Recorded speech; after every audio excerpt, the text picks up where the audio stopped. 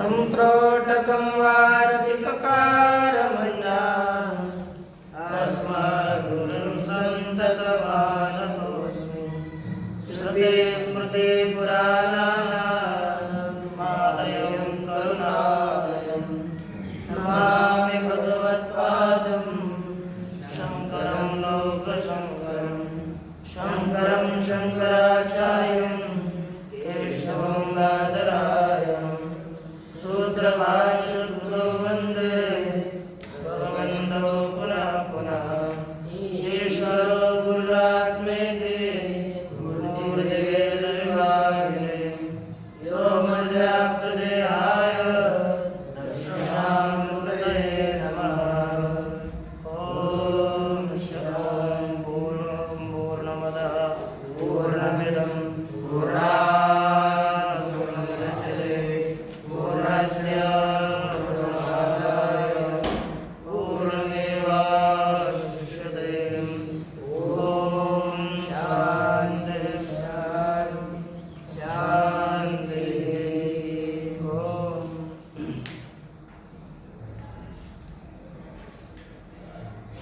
श्री भगवान पांडुरंग परमात्मा श्री ज्ञानोबा महाराज, जगतगुरु तुकाराम महाराज, श्री संत एकनाथ महाराज, आदिगुरु शंकराचार्य इत्यादि सब संतों की लौकिक हेतु की कृपा से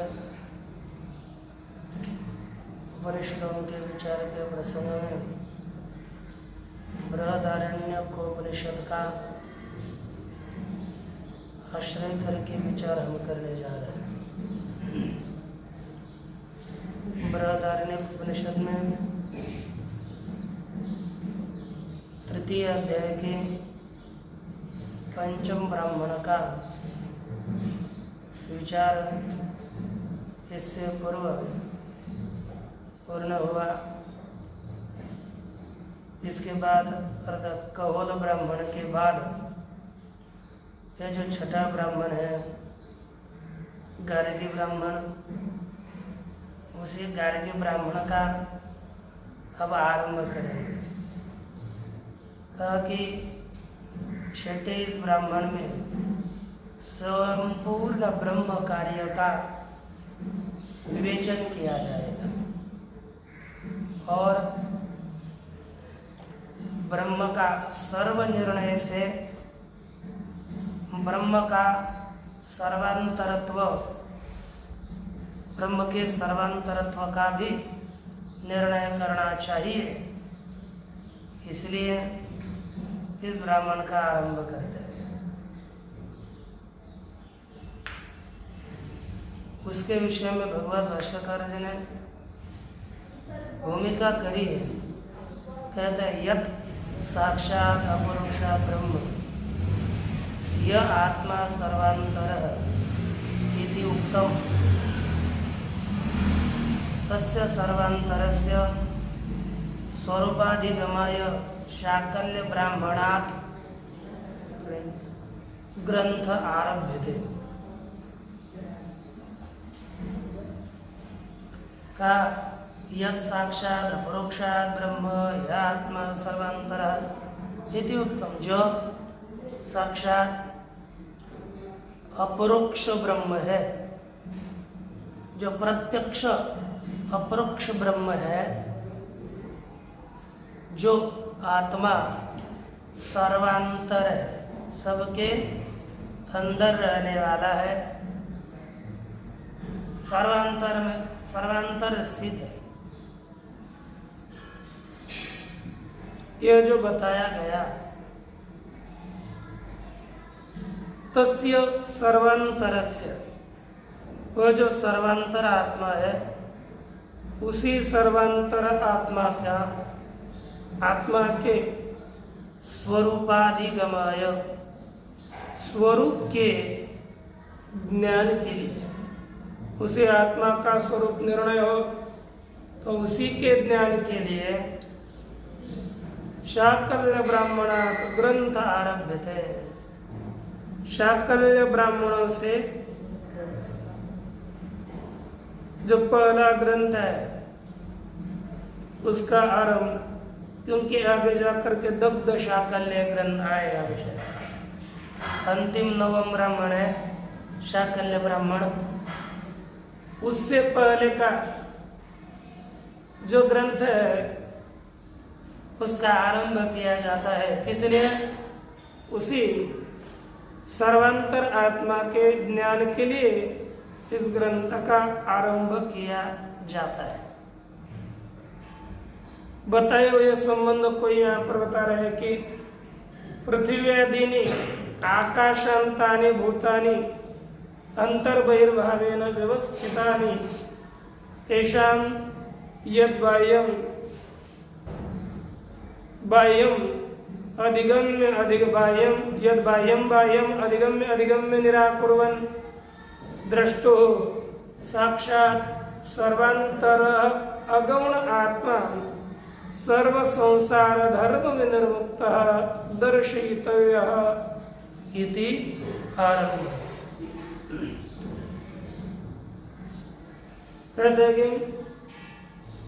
पृथ्व्यादीनि आकाशांतानि भूतानि अंतर्बहिर्भावेन व्यवस्थितानि।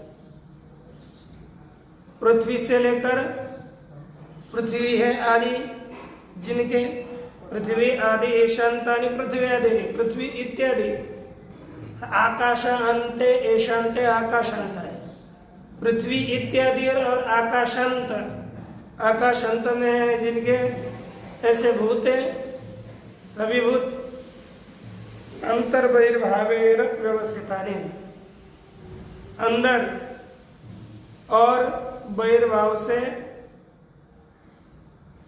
विद्यमान है, व्यवस्थित है। तेषां उनमें यद बाह्यम, इनमें जो बाह्य है कौन है? स्थूल भूत जो उनके बाह्य है। अधिगम्यो उनको जान करके, उनके ज्ञान पूर्वक जो बाह्य है क्रम से, पहले क्या करेंगे हम? जो बाह्य है पृथ्वी, इसका निराकरण, उसके बाद जल, जो बाह्य है, जो स्थूल है उनका निराकरण उनके ज्ञान पूर्वक उनका निराकरण करते हुए, अर्थात उनको हटाते हुए, उनको एक एक का, जैसे कदली स्तंभ होता है, अंदर का, एकदम अंदर का पदार्थ अंदर को लेना है तो एक एक उसके ऊपर जितने भी आवरण लगे हुए हैं यानी आवरण काटते जाए। जो स्थूल है उनकी निवृत्ति की जाए, उसके द्वारा साक्षात सर्वांतर अगौण आत्मा, और एक एक को निकालते हुए जितने भी आत्मा के ऊपर विद्यमान कोश है समझो, उनको दूर किया तो साक्षात सर्वांतर अगौण आत्मा सर्व संसार धर्म विनिर्मुक्त, सभी प्रकार के संसारिक धर्म से मुक्त आत्मा ही दिखाना चाहिए। इति आरंभ, इस दृष्टि से इस ब्राह्मण का आरंभ किया जा रहा है, उसी को दिखाने के लिए।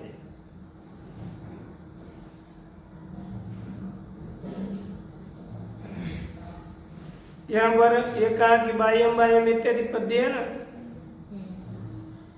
अंतर उसमें लिखा पृथ्वी आदि अर्थात अंतर्बहिर्भावेन स्थूल सूक्ष्म तारतम्य क्रमेण इत्यर्थ। ये अंतर्बहिर्भाव से अर्थात स्थूल सूक्ष्म इस तारतम्य से जो विद्यमान है, ऐसी पृथ्वी आदि बाह्यम वायव्यम इति, जो बाह्य बाह्य है, विप यहाँ पर विप्सा उपरिष्टात् तत्शब्दो दृष्टव्य। यहाँ पर विप्सा है और ऊपर से तत्शब्द लेना है। क्या करना है? तद बाह्यम बाह्यम सर्वम। तो यद तद और नित्य संबंध से वो दोनों भी लिख रहे हैं। तो यद यद लिखा कि नहीं? यद बाह्यम बाह्यम, यद यद बाह्यम बाह्यम, तत् अधिगम्य अधिगम्य, ज्ञानपूर्वक उनका निराकरण करते हुए। यहाँ पर निराकुर्वन् यथा मुमुक्षु सर्वांतरम आत्मानं प्रतिपद्यते, जिस तरह से इन सब का निराश करता हुआ मुमुक्षु सर्वांतर आत्मा को जिस तरह से जानेगा, तथा स यथोक्त विशेषणों दर्शयितव्य, उस तरह जो यथोक्त पूर्वोक्त विशेषण वाला आत्मा दिखाना चाहिए। इति उत्तर ग्रंथारंभ, यदि है ना, यह अन्वय करना चाहिए। कौल प्रश्नयानि। अब यह आगे इस मंत्र का उच्चारण देखिए। अथ हैनम गार्गी वाचक नवी पप्रच्छ,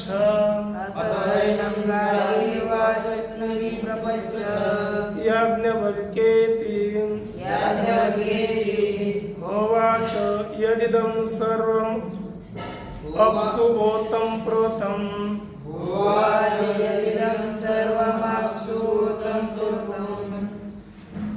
याज्ञवल्क्येति होवाच यदिदं सर्वमप्सोतं च प्रोतं च, कस्मिन्नो खल्वाप ओताश्च प्रोताश्चेति, वायो गार्गीति, कस्मिन्नो खलु वायुरोतश्च प्रोतश्चेति,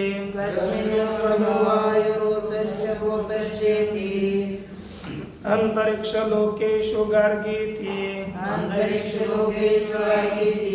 कस्मिन्नो खलु अंतरिक्ष लोका ओताश्च प्रोताश्चेति,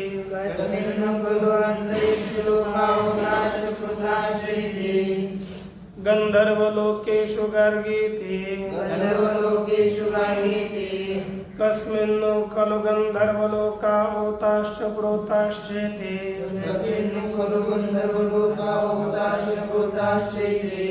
आदित्य लोकेषु गार्गीति, कस्मिन्नो खलु आदित्य लोका ओताश्च प्रोताश्चेति, चंद्रलोकेषु गार्गीति, कस्मिन्नो खलु चंद्रलोका ओताश्च प्रोताश्चेति, नक्षत्रलोकेषु गार्गीति, कस्मिन्नो खलु नक्षत्रलोका ओताश्च प्रोताश्चेति, देवलोकेषु गार्गीति,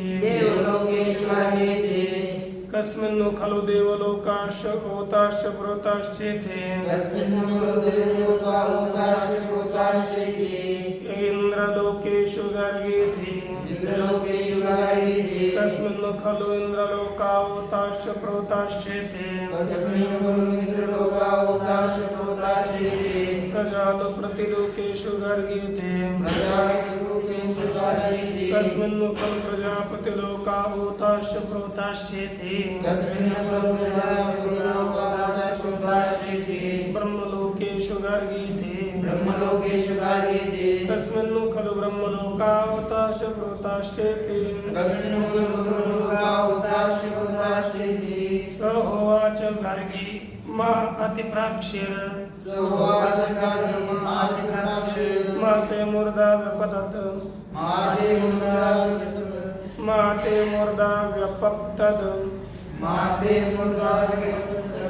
अनति प्रश्न्यां वै देवताम् अतिपृच्छसि गर्गे माति प्राक्षुरिति ततो गार्गे वाचक नव्युपरराम इति बृहदारण्योपनिषदे तृतीयाध्यायस्य षष्ठं ब्राह्मणम् अथ कहोल ब्राह्मण के प्रश्न के निर्णय के पश्चात एनम याज्ञवल्क्यम वाचक नवी गार्गी पप्रच्छ वचकनु की बेटी वाचक नवी ने इस याज्ञवल्क्य जो को पूछा याज्ञवल्क्य होवाच और कहे उसने कहा हे याज्ञवल्क्य ऐसी बोली और बोले कि यदिदम सर्वम अप्सु ओतंच प्रोतंच कस्मिन्नो खल्वापोताश प्रोताशीति ये प्रश्न किया कहा कि यद इदम सर्वम जगत यह जो संपूर्ण जगत है वह अप्सु ओतंच प्रोतंच यह संपूर्ण पानी में ही ओत प्रोत है कि नहीं? क्योंकि जितना भी पृथ्वी पार्थिव पदार्थ है वह सभी पानी में ही ओतप्रोत है। पानी न होगा तो कोई स्थित नहीं रहता, मिट्टी भी स्थित नहीं रहती, क्योंकि अब संपूर्ण पृथ्वी गोलाकार स्थित है। उसका कारण कौन है? पानी। यदि पानी उसको पकड़ कर रखने वाला ना हो, क्योंकि पानी में स्नेह है, वो जैसे आटा होता है, आटे में पानी नहीं रहता है, इसलिए वो एक दूसरे को पकड़ता नहीं, या कहीं रखा तो एकदम इधर उधर बिखर जाता है। लेकिन उसी में पानी डाल दिया तो एक दूसरे के पकड़ कर स्नेह से पकड़ कर उसका एक ढेला बन जाता है, फिर वो नहीं छोड़ता। कहीं पर फेंक सकते हो आप आटा को, यदि आटा होगा केवल निकल आए ऐसा फेंकोगे तो इधर भी नहीं जाएगी, इधर ही उसका इधर उधर बिखर जाएगा। लेकिन उसी का ही ये लोग पिंड बना दिया तो पानी वाला लोग के वो अलग हो जाता है। उसी तरह संपूर्ण पृथ्वी आदि जितना भी यह संपूर्ण हमारा देह ही समझिए, पानी के कारण सिद्ध है, संपूर्ण पानी में ही ओतप्रोत है। लेकिन ये बताइए, पानी में ओतप्रोत है ये मैं तो जानती हूँ, लेकिन कस्मिन्नु खल्वापोताश्च प्रोताश्चेति, या आप पानी किस में ओतप्रोत है ये आप बताइए। तब याज्ञवल्क्य जी ने कहा वायो गार्गी थी, अरे गार्गी यह संपूर्ण जल वायु में ओतप्रोत है, क्यों जलीय पार्थिव धातु के आश्रय है ना।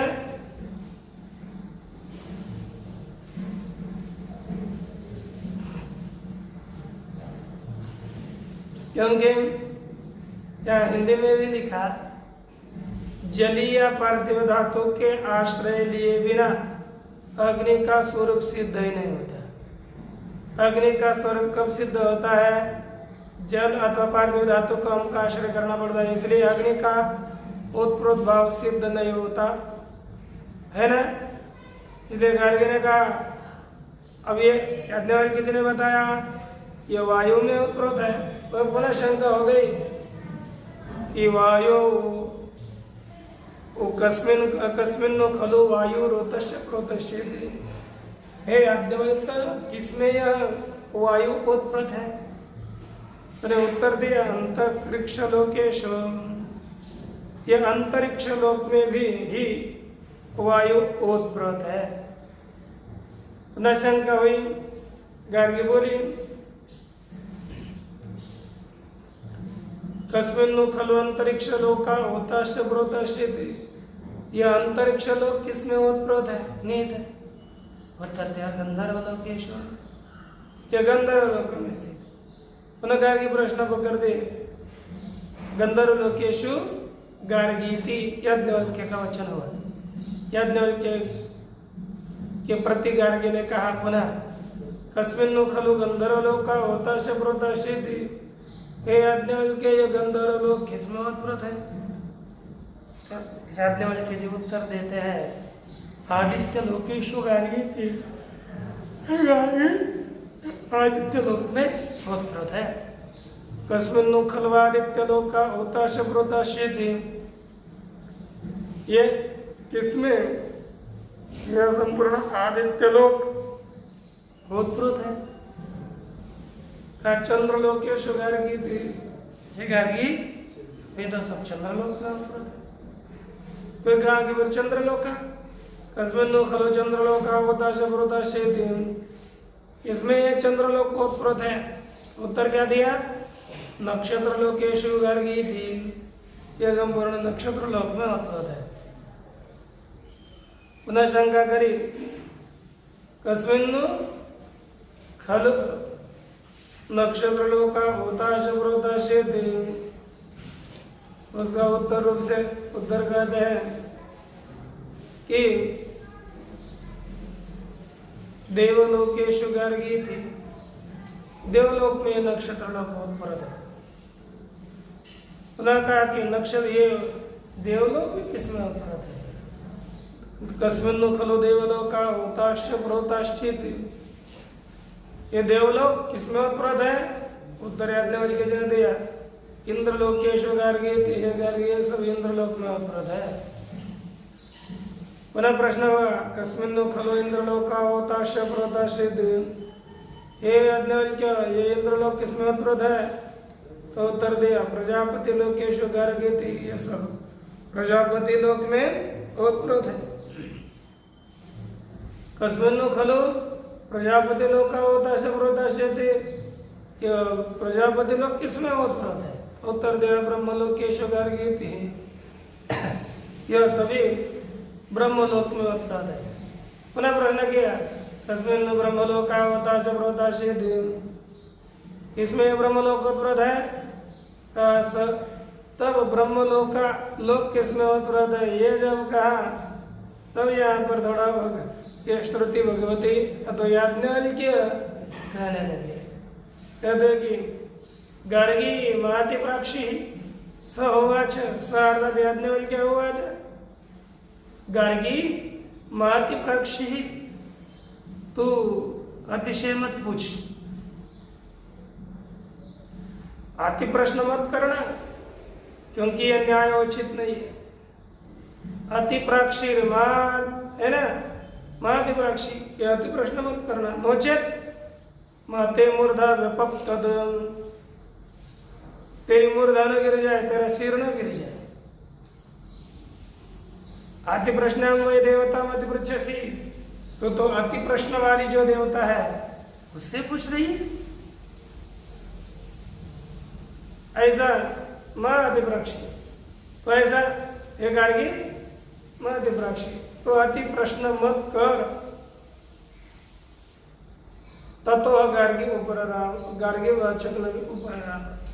अब कहा कि अति प्रश्न मत करो, तो ये जो वचक की बेटी गार्गी है वह उससे उपरम हो गई, क्योंकि ये तो हमारे पल्ले नहीं पड़ने वाला है, ऐसा ही लगे उसका। अतः एनम भाष्य ने किया, अतः एनम याज्ञवल्क्यम, गार्गी नाम से गार्गी है, वाचक्नवी अर्थात वचक्न और दुहिता, वचक्न की बेटी है। उसने पूछा याज्ञवल्क्य देहवाचा, याज्ञवल्क्य पूछा और संबोधन किया, हे याज्ञवल्क्य, यद इदम सर्वम पार्थिवम धातु जातम, यह जो संपूर्ण पार्थिव धातु समुदाय है, अपसु उदके ओतम च प्रोतम च, यह संपूर्ण उदक में जल में ओतप्रोत है। दीर्घ पट तंतुवत प्रोतम, दीर्घ जो पट और तंतु होते हैं ना, दीर्घ पट में तंतु जैसे ओतप्रोत होते हैं। कैसे? ये जो अपना पट है, इसमें पट में तंतु ये सीधे भी है, आड़े भी है। इस तरह से इसमें ओतप्रोत है तंतु। जैसे तंतु में पट में तंतु ओतप्रोत होते हैं, उसी तरह इस उदक में संपूर्ण पार्थिव पदार्थ ओतप्रोत है। देखा, तिर्यक तंतुवद विपरीतम वा।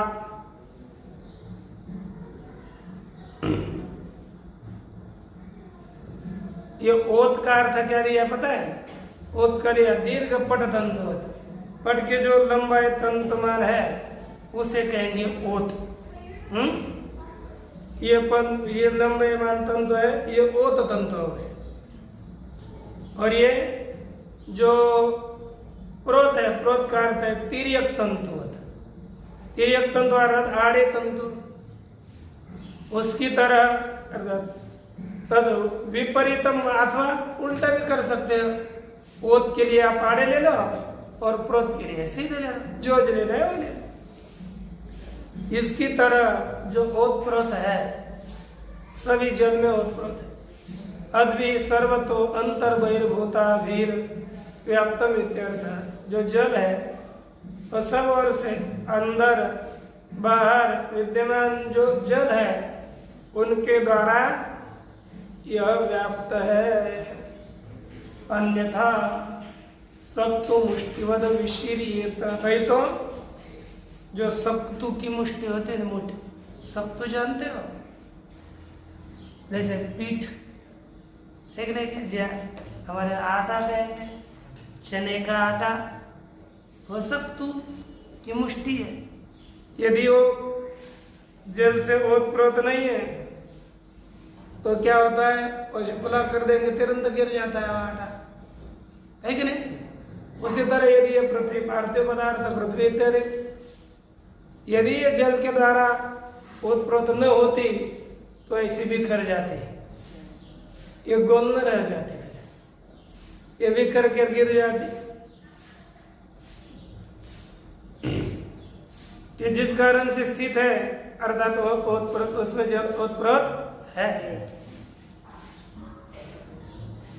इदम तावद अनुमानम उपन्यास्तम। इसके विषय में यह एक अनुमान उपन्यास्त आरंभ हो गया। कौन सा भाई?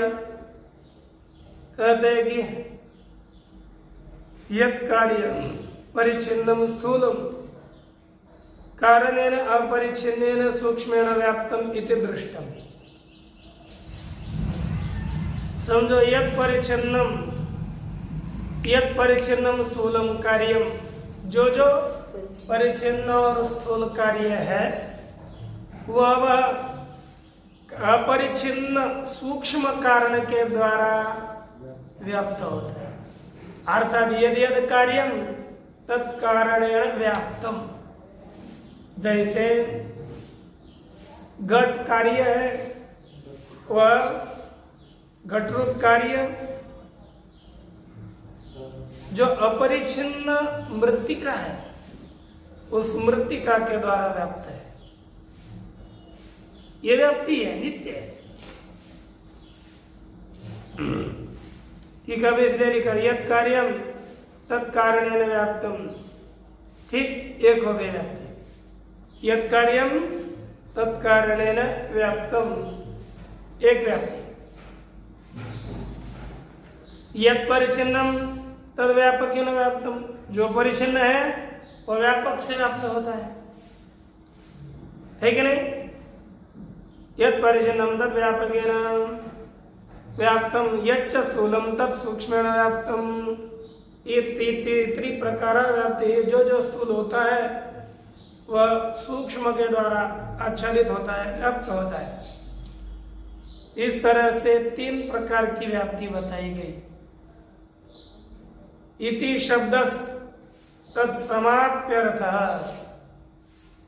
समाप्त्यर्थः, समाप्त्यर्थ हो गया ना, समाप्त्यर्थ होना चाहिए।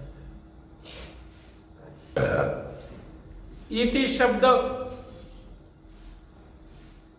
ये जो व्याप्ति है उस व्याप्ति के समाप्ति के लिए है, व्याप्ति समाप्त हो जाए इसलिए लिखा हुआ। यथा पृथिव्यद्भिः तथा पूर्वं पूर्वं उत्तरेण उत्तरेण व्यापिना भवितव्यम् इति एष आसर्वान्तराद आत्मन प्रश्नार्थ। कहते हैं यथा जैसे पृथ्वी अपने उत्तर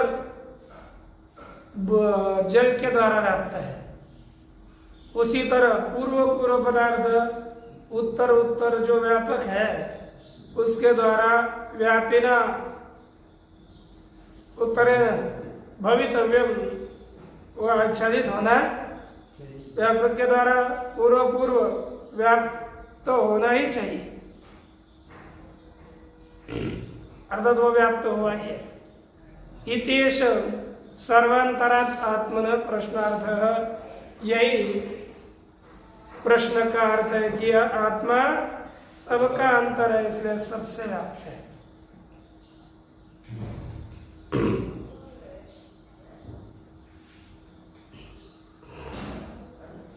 तत्र भूतानि पंचसहतानि एव उत्तर उत्तरम सूक्ष्म भावेन व्यापकेन कारण रूपेण च व्यवतिष्ठन्ति। कहते उनमें जो सूक्ष्म भूत, जो पंचमहाभूत है, ये संघात रूप है। संहतानि उत्तर उत्तरम सूक्ष्म भावेन व्यापकेन, उत्तर उत्तर पृथ्वी जल से जल, वायु तेज से तेज, वायु से वायु, आकाश से या जोड़ लीजिए।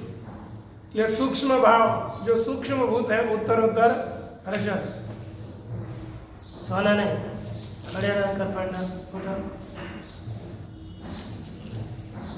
सूक्ष्म भावेन व्यापकेन, उठो अर्थात उठो।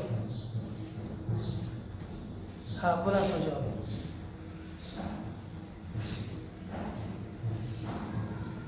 व्यापकेन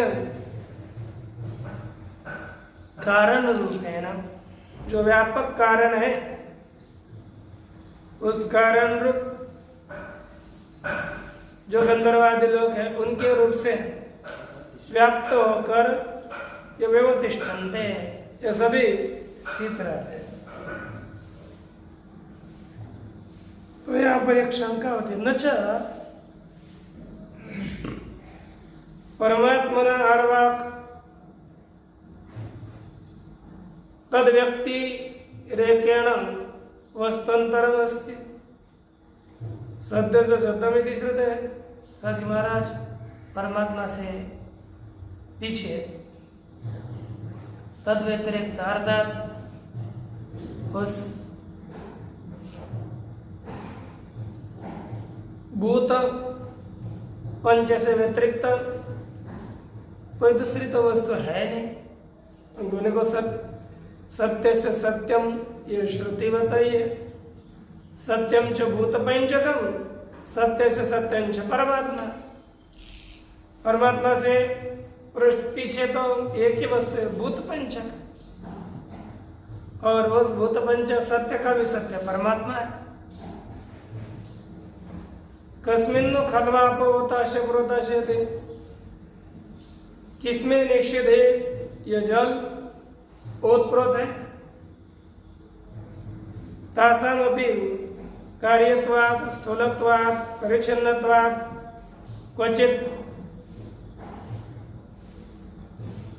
क्वचित् ही ओतप्रोत भावेन भवितव्यम्। तासाम अर्थात आपाम, आपाम तो जल है। अब सब जगत पृथ्वी अधिक तो जल में उत्प्रोत है, लेकिन जल भी तो कार्य ही है, कार्य कारण में उत्प्रोत होता है। जल भी कार्य होने से स्थूल है, परिचिन्न है। क्वचित ही ओतप्रोत भावेन भवितव्यम्, वह जल भी कहीं न कहीं ओतप्रोत भाव से रहना चाहिए। क्वतासम ओतप्रोत भावः इति उनका ओतप्रोत भाव किसमें है? इति एवं उत्तरोत्तर प्रश्न प्रसंगो योजयितव्या। इस तरह उत्तरोत्तर प्रश्न का प्रसंग समझना चाहिए आगे आगे सब जगह पर। या जो जाएगा वो भी कार्य है, तो वो किसमें ओतप्रोत है? उनसे पूछा वायु गार्गी थी, तो जल किसमें ओतप्रोत है? तो उसका उत्तर दिया वायु में गार्गी, तो वायु में ओतप्रोत है। ननु अग्नवीति वक्तव्यम, शंका हो रही, जल तो ओतप्रोत अग्नि में यह कहना चाहिए था, ये आपने वायु में क्यों कहा सीधा? अग्नि छोड़कर सीधे वायु में गए, तो कहते नहीं दोष, इसमें कोई दोष नहीं है। अग्नि पार्थिवम वाप्यम वा धातु मना धातुम अनाश्रित्य इतर भूतवत् स्वातंत्रेण आत्मलाभो नास्ति इति तस्मिन् ओतप्रोत भावो नोपदिश्यते। देखो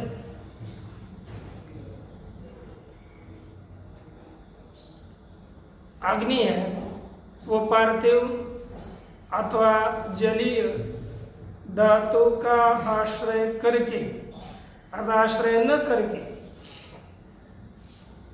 जल को स्वीकार न करके, पृथ्वी का स्वीकार न करके, केवल स्वतंत्र रीति से या अन्य भूत, जैसे पृथ्वी स्वतंत्र रीति से विद्यमान है, जल की अपेक्षा नहीं, ओतप्रोत है, स्वतंत्र दिखती, वायु भी स्वतंत्र, जल भी स्वतंत्र दिखता है, लेकिन अग्नि यह ऐसा पदार्थ है उसको पृथ्वी का आश्रय करके वह प्रकट हो गई, अथवा जल का आश्रय करके वह अग्नि प्रकट होती है। इनके जल और पृथ्वी का आश्रय करके ये प्रकट हो रही है, अर्थात ये स्वतंत्र नहीं है। इसमें हम जल बताएं, जल का ओतप्रोत भाव बताएं का पार्थिवम आप्यम व धातुम, पार्थिव धातु अथवा जलीय धातु, जलीय क्या विद्युत इत्यादि, पार्थिव का इनका आश्रय न करके इतर भूतों की तरह स्वातंत्रेण आत्मलाभो नास्ति, इसका स्वतंत्र रीति से स्वलाभ नहीं होता।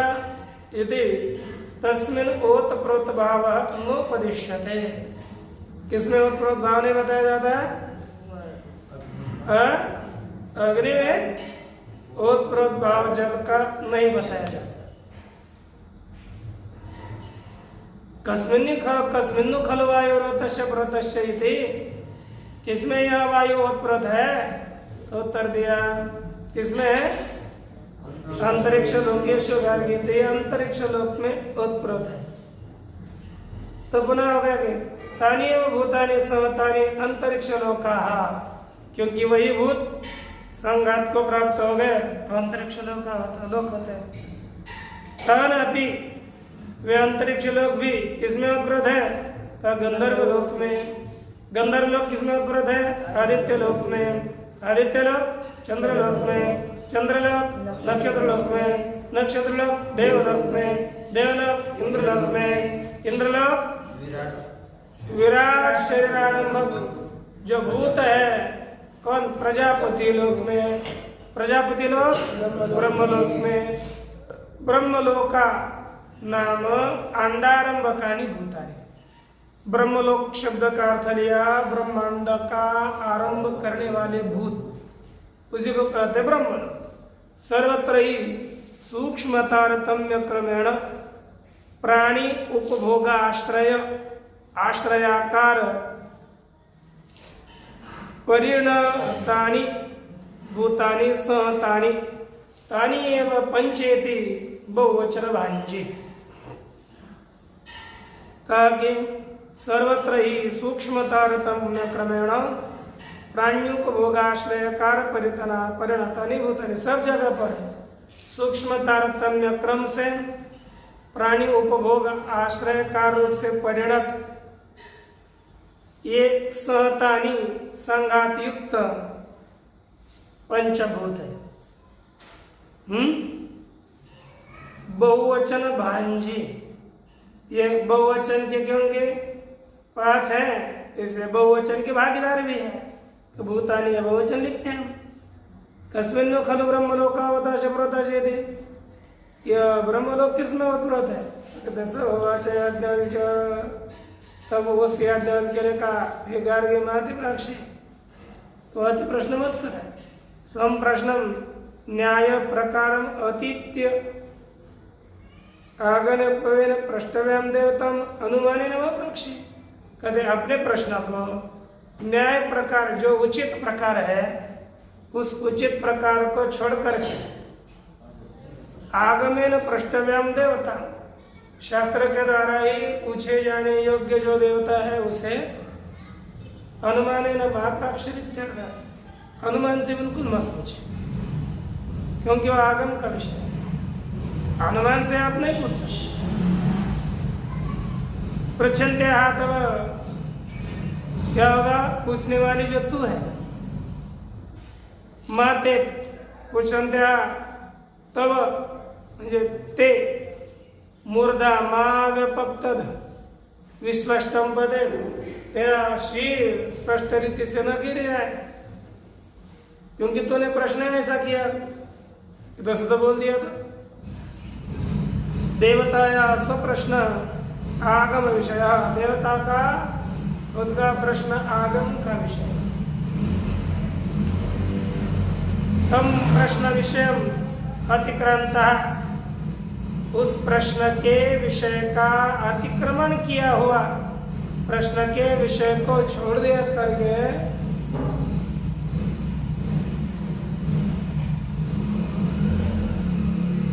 गार्ग्या प्रश्न, यह गार्गी का प्रश्न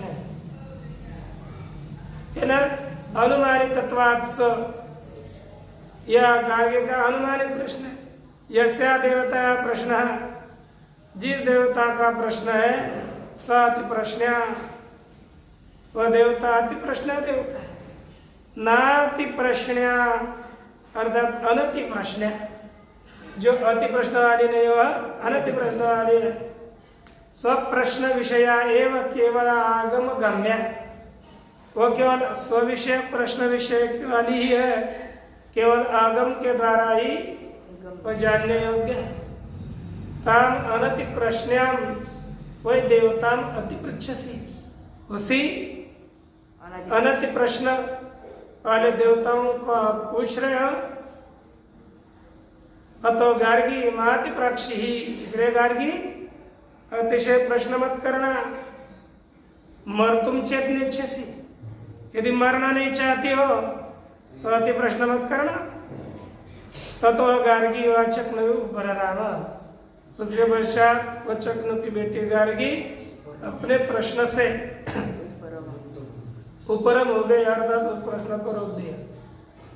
यदि बृहदारण्यकोपनिषदि तृतीय वर्षस्य तृतीय अध्याय से षष्ठम ब्राह्मणम समाप्तम्। ओम पूर्णमदः पूर्णमिदं पूर्णात् पूर्णमुदच्यते पूर्णस्य पूर्णमादाय पूर्णमेवावशिष्यते। ओम शांति शांति।